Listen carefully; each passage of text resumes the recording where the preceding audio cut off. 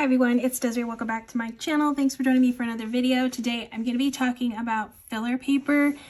I love collecting filler paper because it's pretty inexpensive and it comes in handy. I use a lot of this at work. There's only certain types of filler paper I use at work because I like really neutral filler paper.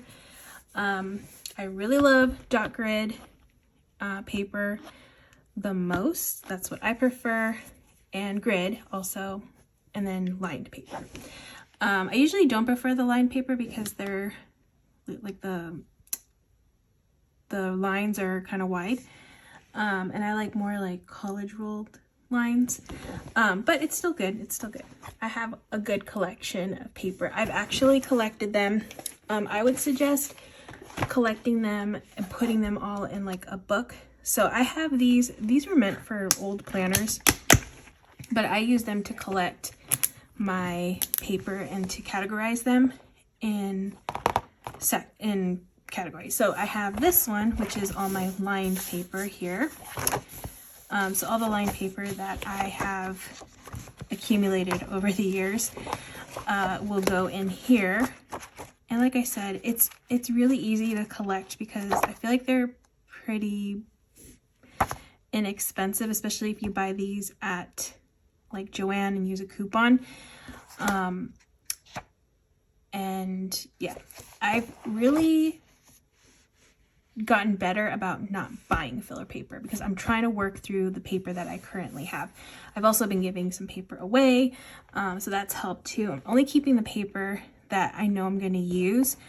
I really like this, just basic. I mean, I wish it was just blank, honestly. Just like nothing, but this is paper that I'll probably take to work because I can use it there. Even this paper, it's not too bad. I'll probably take that to work too. I probably won't use blue paper at work, to be honest, but this one's cute too. So I do try to stay away from this, the colored paper, because I really don't care for it too much. So I'm not gonna buy paper like this anymore. So you kind of just have to figure out like what you actually want and need instead of like, oh my gosh, this is so cute, I have to have it, because that's what I used to do, and that's how I got too much stuff. So I'm trying to be better about that, be more mindful of it. But putting these into like its own book, you don't have to have this cover. You could just take some old covers and just do it this way and have them in a book, so that way it's easier to see them. I definitely suggest doing this. This one is, let's see which one this one is. These used to have like little tabs that would stick here, but they were so flimsy that they would fall off all the time. They were constantly falling off. So now I need to find a different way to label these because I don't know which one's which unless I open it, which is kind of annoying. Oh, and I always open this wrong way. Okay, so this one is my dot grid paper. So this is paper that I'm probably going to end up giving away, probably, because I'm not going to use it. I love using this paper, dot grid. I really like this paper right here because it's just dot grid, but I don't really care for this side. So I'll show you one way that I've been using this, so that way I can, you know, work through all of this paper. So this is how I store my paper.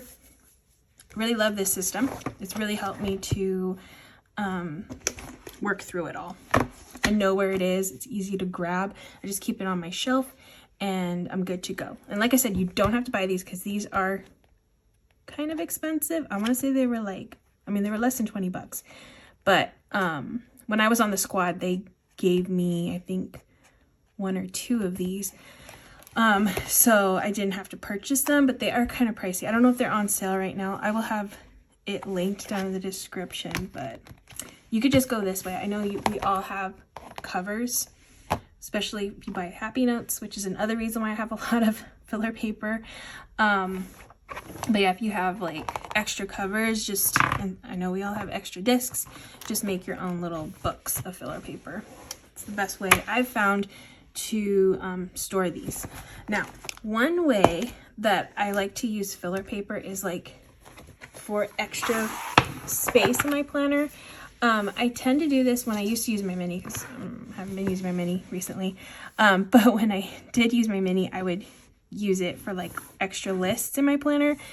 And when I make my patron spreads, the mini spreads, I always include a little mini sheet for them because I feel like the mini is really small. And depending on how they use it, they might need extra space. So I like to use filler paper. And I've actually been using this large filler paper right here to make those mini sheets. So what I've been doing is just cutting this down because I like the dot grid right here. I like this and I want this pattern, but I don't need all of this on the back. So I've just been hacking this paper to fit my mini because otherwise I wouldn't use it, to be honest. I'm not going to use it. So I figure if I use part of it, that's better than just like not using it or like tossing it.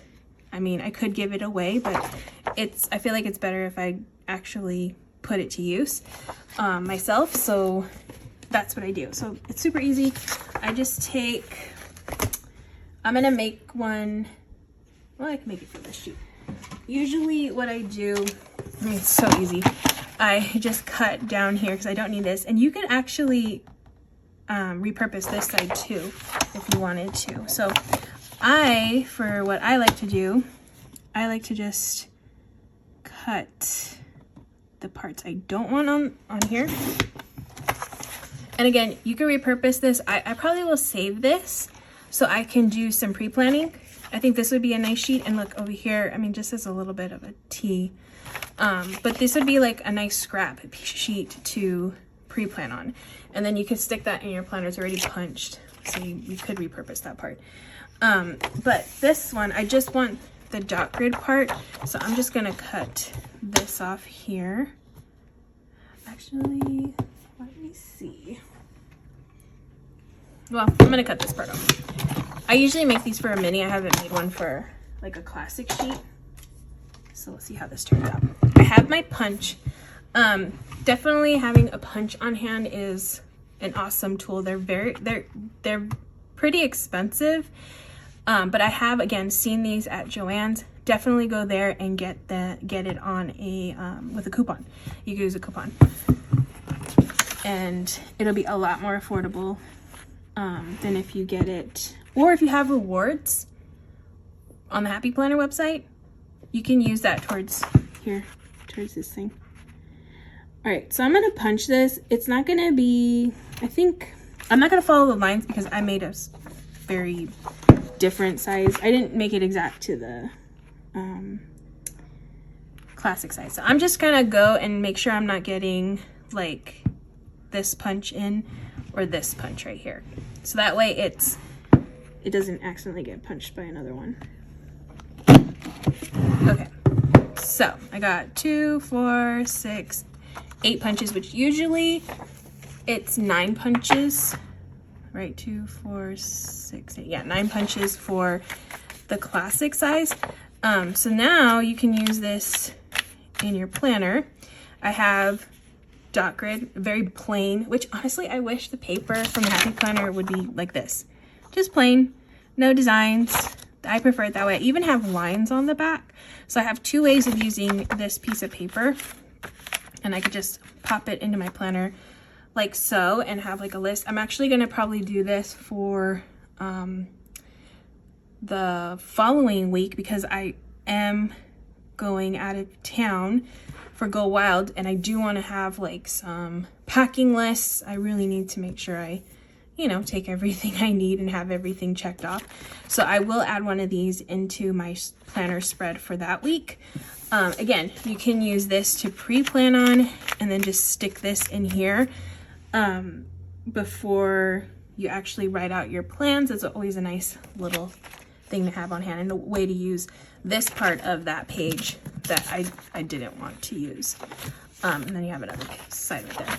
So for me, I always like to make the filler paper a little bit smaller, whether it's smaller by the width or even like this one, the height and all that, it's a little bit smaller. I don't like a full page of filler paper because I still want to see my spread. So if you've watched my mini Plan With Me videos where I make the custom spreads, I always make the page a little bit smaller than the mini page, because I like to see like, okay, that's the page, the planner page is on the other side. And I feel like it's easier to flip through when it's smaller. I mean, even if it's like this wide, it's still smaller than this page. So you can really customize the size that you put in your planner, which is nice. Let's see if there's any, because I've been really liking hacking this paper. I probably would cut off this edge of this one because I do like the dot grid, but I don't want that pattern. So that's another way. And then I would just punch this paper again. So that way I can use it and it will coordinate with any of my spreads, because it's just like a very faint blue dot. It's not too much color, but I feel like this pattern, if it's not the right spread to match with it, because I have this thing and it needs to go, you know. I feel like a lot of us might have that thing.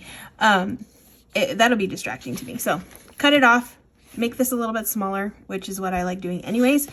And then I can use this sheet in my planner. Let's see, what other ones do I have? So I have a few of these, thankfully, because I'm definitely gonna be hacking these. I actually do like this one, even this sheet here. I like to use them for like special pages on that one. This one again, cut it here. Probably, I don't know, I just feel like it's too much color. Look, these are nice. They're plain. They don't have anything on the punched edge, but they're colored. I don't know, maybe I will start using these because this is a nice dot grid pattern. I could just cut it down so I don't see like my brilliant ideas, and then, I mean, you can really just hack them the way that you want to, you know. You can make it exactly how you want it to be. Like this, I really don't like gems and that kind of style of stuff. That definitely wouldn't fit with some of my planner spreads, but I could just cut it down to the part I don't like. Cut that off and then use this here. And then maybe I'll actually use this paper, even though it is like a color paper, which isn't my favorite. But you know what? If I use it for like scraps or like for jotting down notes, that could work. This too, I would cut this little gem thing off. Yeah, so I'm just trying to use what I have, but moving forward, when it comes when it comes to buying filler paper, I'm being very, very, very selective in how it looks, on what type it is. I'm not just buying it because I think it's cute, because I've done that way too many times. I've done that. So I'm getting better about that, thankfully. Look, I could cut this one off and then I just have lines. Yeah, so I'm definitely going to cut some of these. I would cut this off because I don't like the pattern, but I don't mind that green part. Yeah, I'm gonna cut some of these and use them more in my spreads. But I just wanted to share how I store these, how I'm trying to use paper that I don't like, but I'm, you know, just trying to get it out of my stash, but also use it because I did purchase them. And I want to make sure I didn't, you know, waste all that money on this stuff. So they are handy though. And I do like this one that I was able to get like 2 sheets out of that one paper. So yeah, look at your filler paper, see if it's something that you can edit so that way you'll use it. And that's just what I wanted to share for this little tip video.